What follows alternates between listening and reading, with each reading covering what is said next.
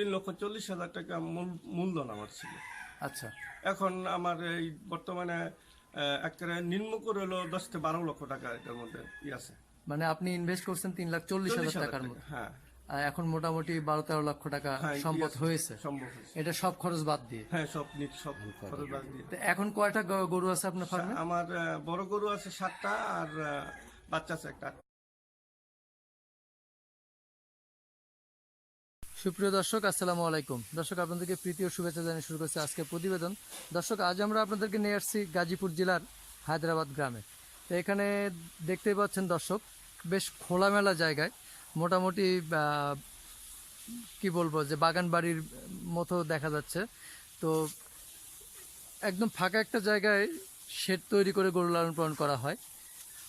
এই গরু লালন পালন কতদিন থেকে করা হয়, কিভাবে পরিচর্যা করা হয় এবং কোন কোন জাতের গরু এখানে আছে সেটি সম্পর্কে আপনাদেরকে জানানোর চেষ্টা করব এবং এটার সফলতা এবং ব্যর্থতা উভয় দিকটাই আপনাদেরকে জানানোর চেষ্টা করব। দেখতে পাচ্ছেন দর্শক, একদম মুক্ত পরিবেশ, উন্মুক্ত পরিবেশে গরু লালন পালন করা হয় এবং খুবই ফাঁকা জায়গায়, যে চারদিক থেকে আলো বাতাস সব কিছুই, যে গরুর জন্য যা কিছু দরকার সবই আমার মনে হয় যে এখানে সবই পায় গরুগুলো। হ্যাঁ দর্শক, দেখতে পাচ্ছেন যে এখানে সবই মনে হচ্ছে যে এগুলো ফ্রিজিয়ান জাতের গরু এবং খামারটা যদিও ছোট, বেশ পরিষ্কার পরিচ্ছন্নতা দেখতে পাচ্ছি আমরা এবং এটা পরিষ্কার করা হচ্ছে, পরিচর্যা করা হচ্ছে।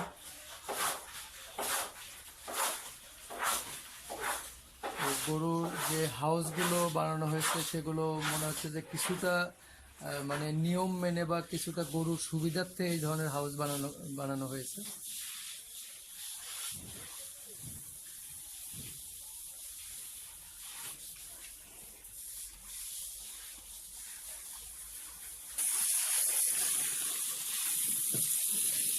দেখতে পাচ্ছেন খুব সুন্দর করে খামারটি পরিষ্কার করা হচ্ছে, পরিচর্যা করা হচ্ছে যাতে গরুগুলো ভালো থাকে আর নোংরা অবস্থায় না থাকে।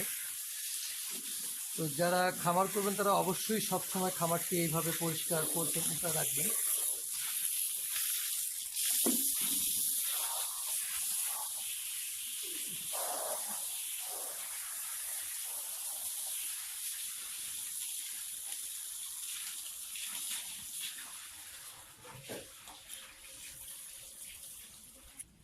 তো চলুন দর্শক, এখন আমরা কথা বলে জেনে নেই খামারের যিনি প্রতিষ্ঠাতা।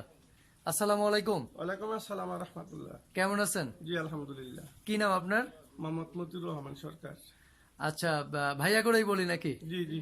যে এতে দেখতে পেলাম বেশ অনেকটা বাগান বাড়ির মতো লাগতেছে, বা খোলা আকাশের নিচে মুক্ত হাওয়ার মধ্যে সুন্দর করে খামারের শেড তৈরি করছেন, গরু লালন পালন করতেছেন।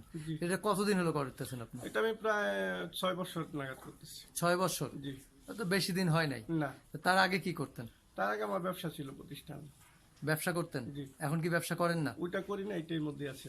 তা আপনি হঠাৎ করে 6 বছর হলো গরু লালন পালনের উৎসাহটা বা উদ্বুদ্ধ কিভাবে হলেন? এটা মনে থেকেই উদ্বুদ্ধ হয়েছে যে আমি পশুপালন করব, পশুপালন করে সৎ উপার্জনে একজন নির্ভরশীল ব্যক্তি হব এবং আরেকজন বাইরে আমি আমার খামারের কাজ করাবো, এই হিসেবে আমি এই জিনিসটা বেছে নিয়েছি। সেটা তো অন্য বিজনেসেও পারতেন, অন্য বিজনেস তো সৎভাবে করা যায়, যায় না? হ্যাঁ, এটা করা যায়, কিন্তু এটার প্রতি আমার আগ্রহ হলো, এটা আল্লাহ বা নেয়ামতের জিনিস, এই জন্য আমি এটার উপর ডিপেন্ড করছি।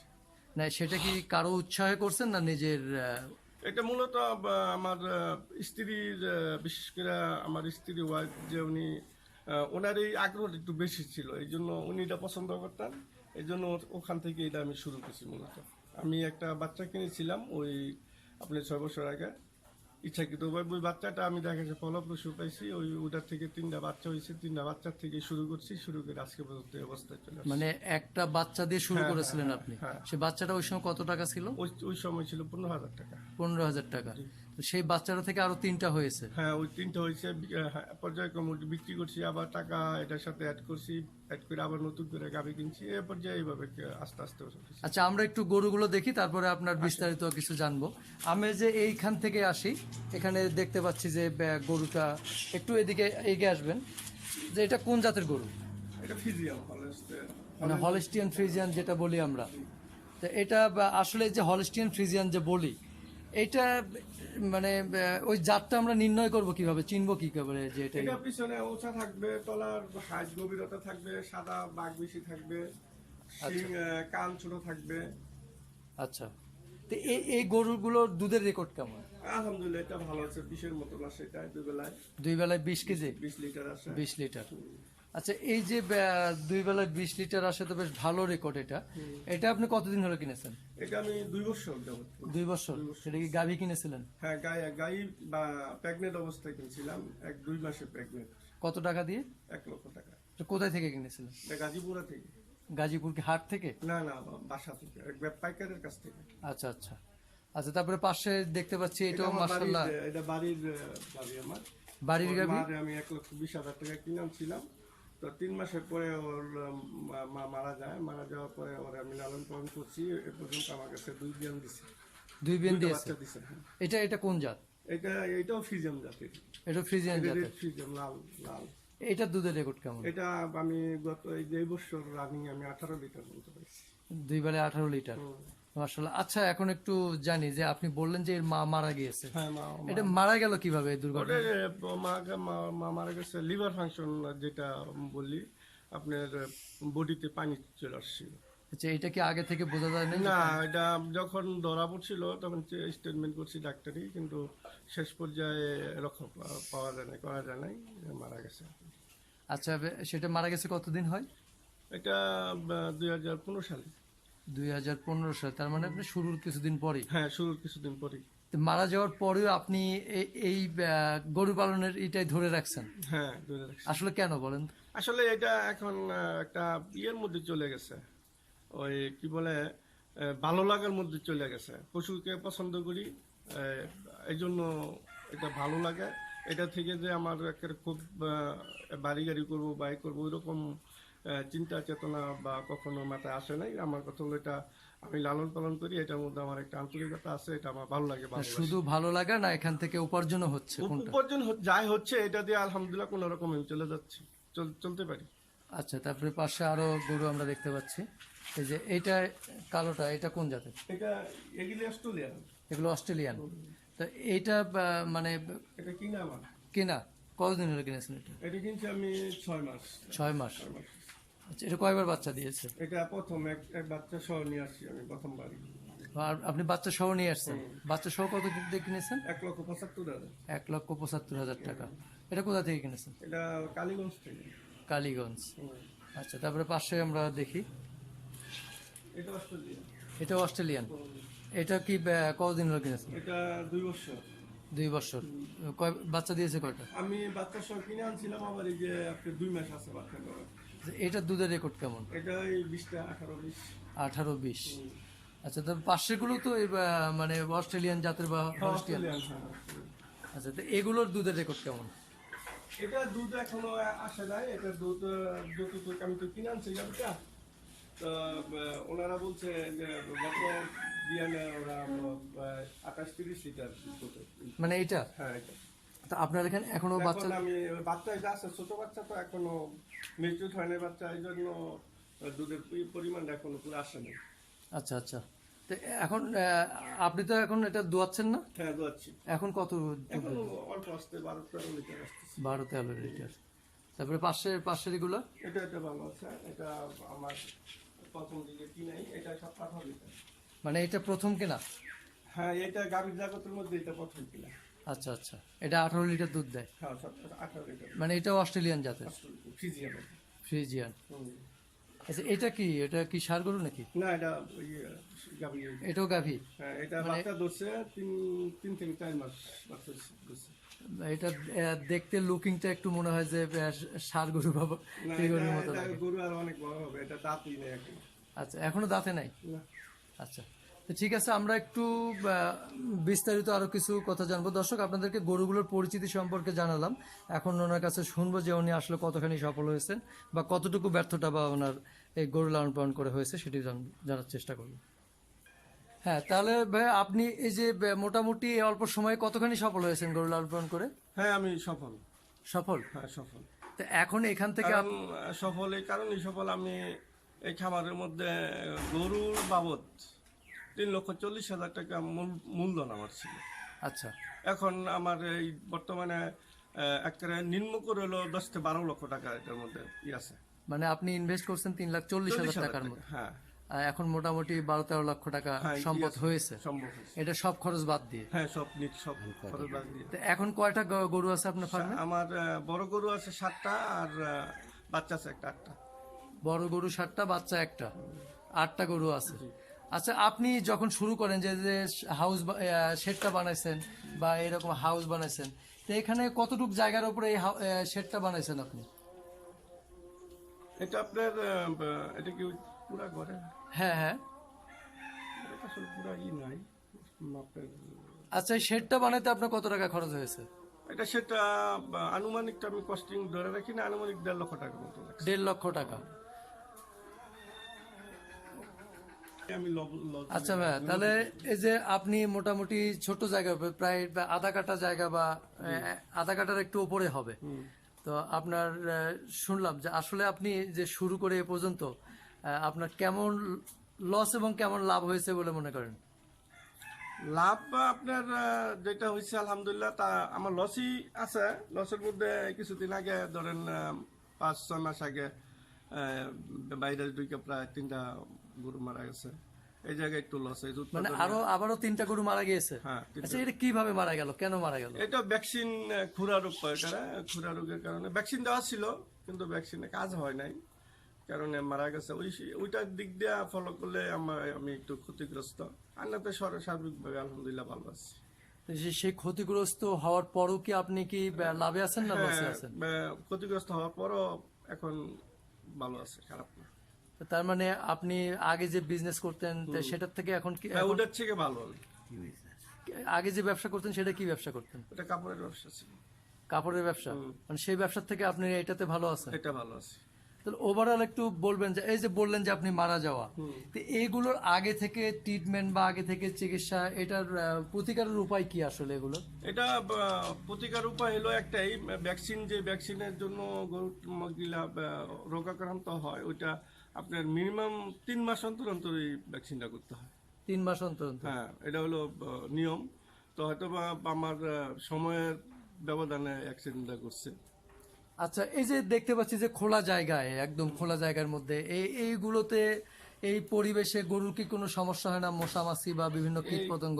খোলা পরিবেশে এই পশু পালনের জন্য সর্বোচ্চ উপযোগী জায়গা। উপযোগী জায়গা? হ্যাঁ, খোলা পরিবেশে লালন পালন করার উপযোগী জায়গা হলো আপনার এই খামারের জন্য। কিন্তু আমরা তো জানি যে এই জাতের গরুগুলো যেগুলা, এগুলো হলো বিদেশি জাত। তো এই জাতের গরুগুলো লালন পালন করতে তো বেশ, আমি যতটুকু জানি যে এদের পর্যাপ্ত পরিমাণ মানে ঠান্ডা জায়গা বা বিভিন্ন ধরনের রাখতে হয়। তো সেক্ষেত্রে কি আপনার এই জায়গায় সাফিসিয়েন্ট কিনা? সাফিসিয়েন্ট বলতে আপনার প্রাকৃতিক যে আবহাওয়াটা আছে এইটা, প্লাস বৈদ্যুতিক যে পাখা আছে, এইটাই ওদের জন্য যথেষ্ট। কারণ খোলামেলার কারণে। আর যখন নাকি এটার পাশে বিভিন্ন বাড়িঘর থাকবে, চাপাচাপি থাকবে, তখন এটার ভিতরে ওই বাহিরের প্রাকৃতিক যে আবহাওয়া আছে ওইটা ঢুকবে না, রৌদ্র ঢুকবে না, এতে করে দেখা যাচ্ছে ওগুলি আরো অসুস্থ হয়ে পড়ে। আচ্ছা, এই যে গরুগুলো আমাদের কাছে অনেক খামারি, ছোট ছোট খামারি যারা আছে, আচ্ছা এই যে হ্যাঁ ভ্যাকসিনের কথা বলছিলেন, যে আসলে ভ্যাকসিনটা কোন ঠিক মতো দিলে, কিভাবে দিলে গরু সুস্থ থাকবে বা এই বিপদের সম্মুখীন হবেন? এইটা খুরা রোগের ভ্যাকসিন আছে। প্রত্যেকটা ভ্যাকসিনে আসলে প্রত্যেকটা রোগের জন্য সময় নির্ধারণ করা আছে, 3 মাস হোক 4 মাস হোক। এর মধ্যে এটা সময় মতন ডোজ, যেমন মানুষের টিকা দেয় কর্মসূচি 6 মাস অন্তর অন্তর। এই পশুপালন করতে গেলে ঠিক একই অবস্থা, কারণ ওরা হলো মায়ের জাত, ওদেরও ঠিক একই অবস্থা স্টেটমেন্ট। এখন এটা যদি ত্রুটি বিচ্যুতি হয় তখন কি অ্যাক্সিডেন্ট গিলা ঘটে। আচ্ছা, এখন সর্বোপরি একটু বলবেন যে এই যে ধরেন আপনারা গরু ক্রয় করেন, তো কোন জাতের গরু লালন পালন করা লাভবান বেশি, এবং গরুগুলো কোথায় থেকে ভালো জাতের গরু কিনতে পাওয়া যায়? আসলে এটা কোথায় থেকে ভালো গরু কিনতে পাওয়া যায়, এটা সুনির্দিষ্ট বাংলাদেশে আমার জানা মতে সুনির্দিষ্ট কোনো জায়গা নেই। হ্যাঁ, গরুর পরিমাণ আমরা মুখে শুনি, পাবনা আছে আপনার গরু ওদের পাওয়া যায়।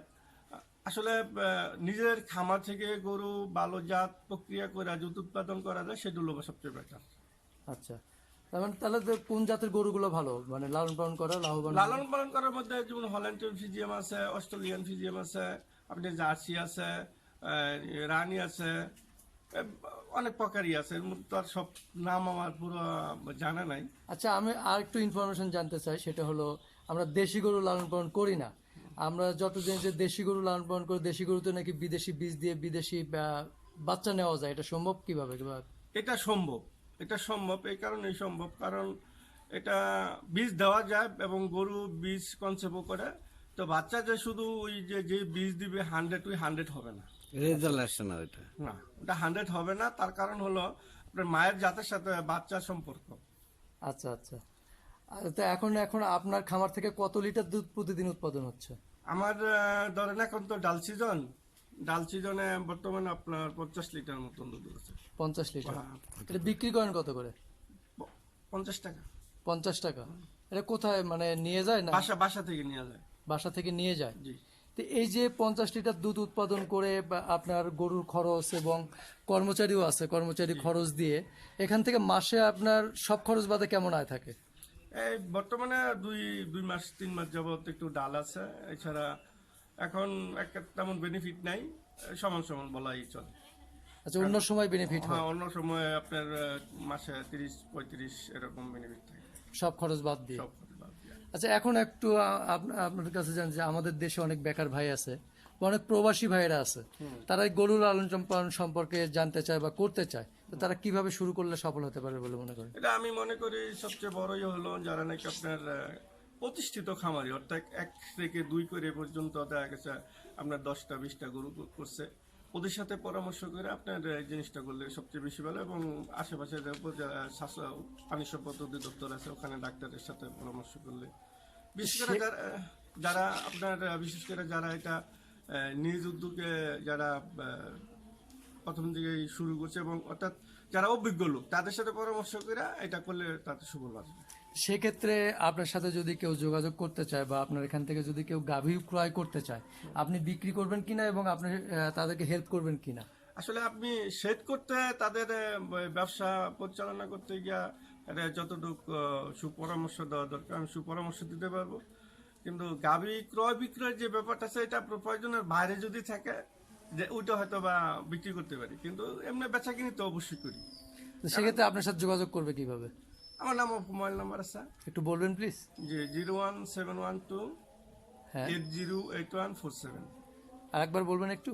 01712 808147।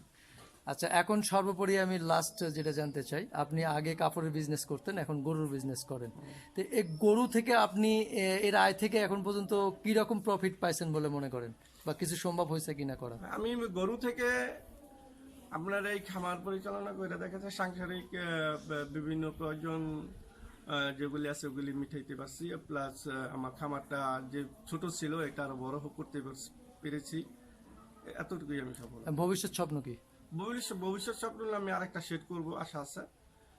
তো আরেকটা সেট করব এবং আরো উন্নত ধরনের গাভী ক্রয় করার চেষ্টা করব এবং আরেকটি লোক, এখন একটা লোক আছে, আরেকটি লোক কাজ করার উপযোগী তৈরি করব। ওকে, আপনাকে অসংখ্য ধন্যবাদ আমাদের সময় দেওয়ার জন্য। ধন্যবাদ আপনাদেরও। ভালো থাকবেন, সুস্থ থাকবেন। আসসালামু আলাইকুম। ওয়ালাইকুম আসসালাম। আসসালামু আলাইকুম। সুপ্রিয় দর্শক, আমরা আপনাদেরকে বিস্তারিত কিছু তথ্য জানানোর চেষ্টা করলাম যে উনি আগে কাপড়ের বিজনেস করতেন, সেই ব্যবসায় সুবিধা করতে না পারে গরুর ফার্ম করে উনি নিজে প্রতিষ্ঠিত হয়েছেন এবং সফলও হয়েছেন। তো কিভাবে উনি সফল হয়েছেন সেটি আপনাদেরকে জানানোর চেষ্টা করলাম। দর্শক, আর ওনার কাছে যদি কোনো পরামর্শ নিতে চান তাহলে ওনার নাম্বার ভিডিওতে দেওয়া আছে, আপনারা ফোন করে পরামর্শ নিতে পারবেন।